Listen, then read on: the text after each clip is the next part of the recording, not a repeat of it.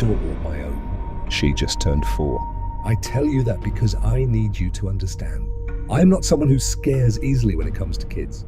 I know how they think. I know how they play. I know the difference between a child's imagination and something real. I babysat the little girl next door every Saturday night for 6 months. I watched her eat. I watched her draw. I watched her fall asleep on the couch with her favorite stuffed rabbit tucked under her arm. I took photos of her.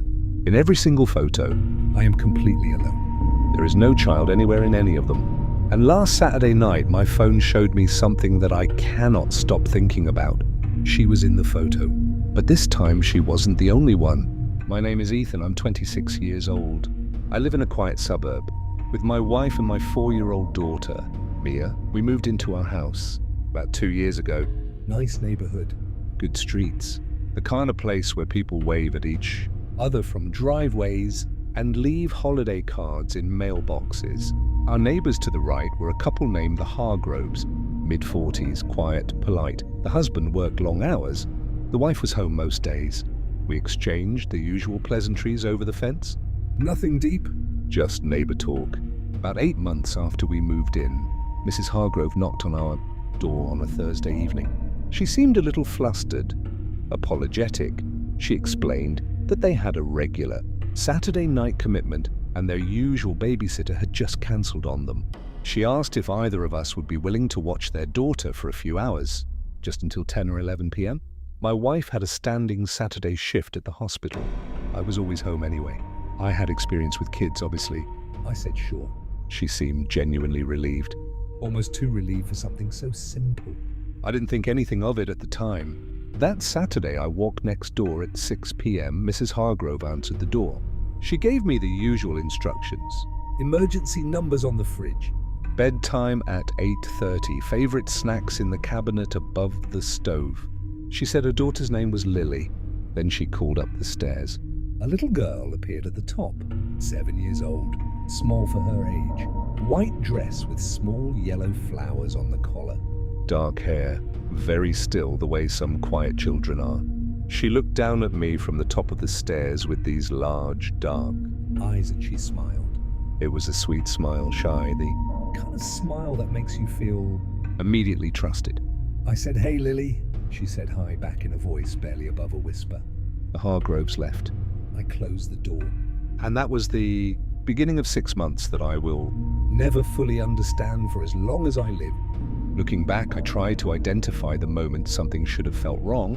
I've gone over those 6 months hundreds of times in my head, searching for a sign I missed.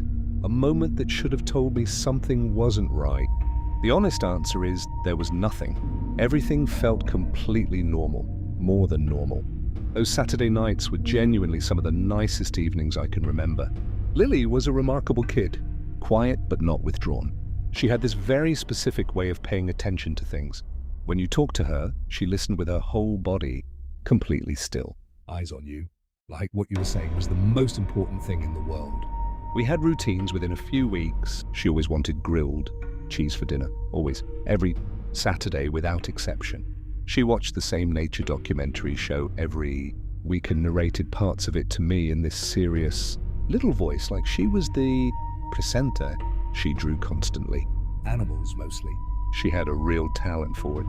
I still remember the drawings spread across the kitchen table. Horses and foxes and birds with careful, detailed wings. I took photos sometimes. Nothing formal. Just the kind of casual shots you take when you're with a kid. Her drawing at the table. Her asleep on the couch with her rabbit. Her laughing at something on TV. Normal stuff. After the first month, I mentioned Lily to my wife. Told her how great she was. My wife said she hadn't actually seen Lily yet, but she sounded sweet. I remember thinking it was funny that in a month of living right next door, my wife had never caught a glimpse of her.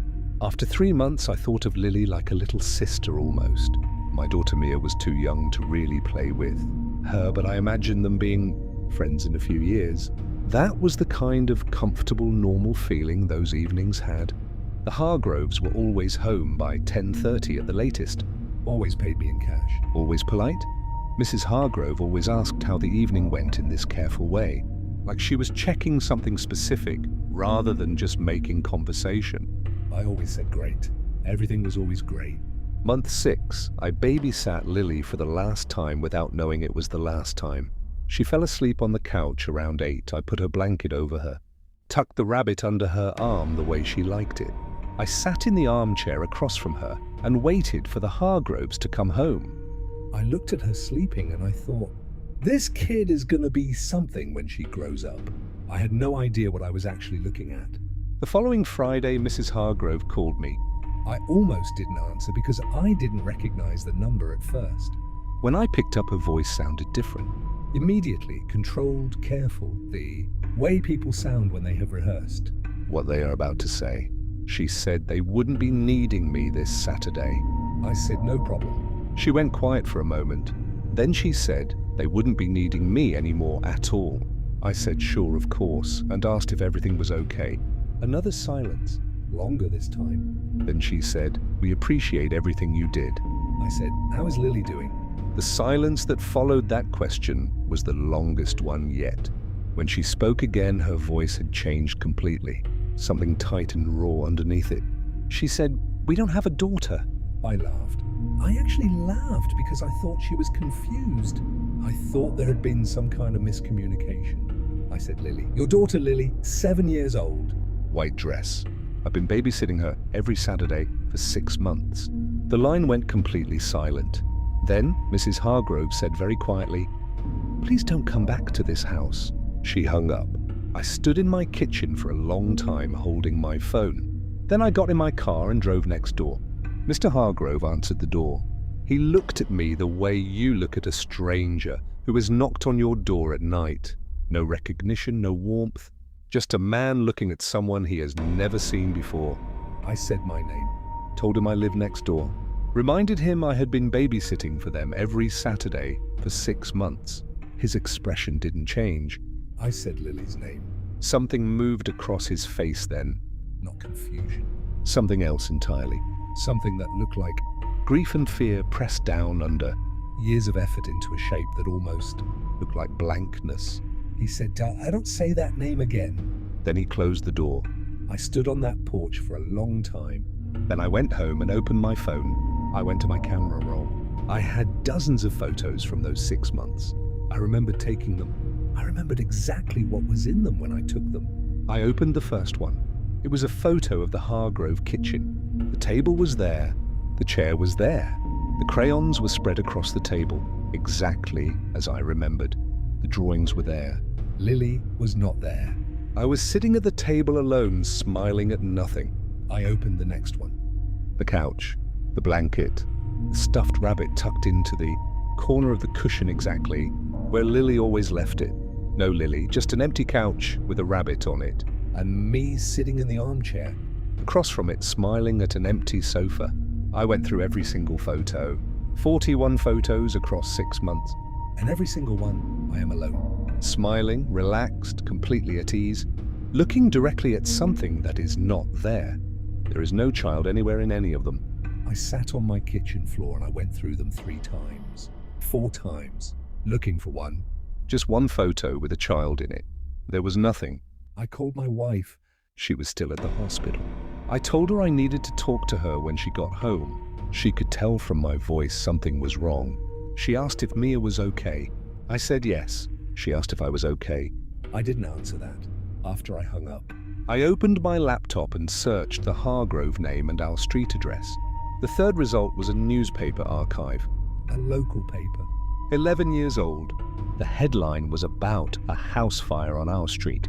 Contained quickly, minor structural damage, but a child had been found in one of the upstairs bedrooms. A little girl, 7 years old. Her name was Lily Hargrove. She had died in her bedroom on a Saturday night. They believed she had been alone in the house. I read that article 4 times. Then I looked at the date. The fire had happened on a Saturday in October. 11 years ago to the month. I closed my laptop. Walked to my daughter's room. Stood in the doorway, watching her sleep for a very long time. I have not been back to the Hargrove house since that night. I have not spoken to either of them. Their car is in the driveway sometimes. The lights are on sometimes. I see Mr. Hargrove occasionally through the window. He never looks toward our house. I told my wife everything. She listened to all of it without interrupting. When I finished, she was quiet for a long time. Then she said she wanted us to move. We haven't moved yet. I don't know why. Something keeps me here and I don't fully understand what it is. For the first 3 weeks after that night, my camera roll was normal. Nothing unusual. Just the regular photos a young dad takes. Mia at breakfast. Mia at the park. Normal life? Then on a Saturday night, 4 weeks after everything happened, I picked up my phone before bed. There was one new photo in my camera roll. I had not taken it. It was a photo of my staircase, taken from the bottom looking up. The landing at the top was dark. The hallway beyond was dark. At the top of the stairs was a small figure. White dress, dark hair. Standing completely still. Looking down, I checked every door. Every window. Every room. Mia was asleep. My wife was asleep. The house was locked. Nothing. But the photo was there. It's still there. I have not deleted it.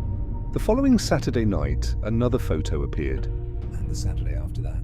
It is always the same. My staircase. The dark landing. The small figure at the top in the white dress. Always watching. Always waiting. Last Saturday, I almost didn't look. I sat on the edge of my bed and I told myself not to pick up my phone. I told myself, just go to sleep. Just don't look. I looked. The photo was there. Same staircase. Same darkness. Same figure at the top. But this time, I looked longer than I usually do before I put the phone down. And this time I noticed something I had not noticed in any of the previous photos. Behind Lily. In the darkness of the hallway at the top of my stairs, there were 2 more figures. Taller, still. Standing just far enough back in the darkness that I could not make out their faces. just their shapes, just their stillness, just the fact that whatever is at the top of my stairs on Saturday nights. Lily is no longer up there alone, if you have children. If you have ever felt like someone was in your house that you could not explain, if something has happened around a child in your life that has never made sense, put it in the comments. I read every single one. Because after I started talking About this, I found out something that has kept me awake. every night since. 3 other families on my street have reported photos appearing on their phones on Saturday nights. All of them moved in within the last 2 years. All of them have young children. Subscribe. Because what those families told me, I am still not ready to say out loud.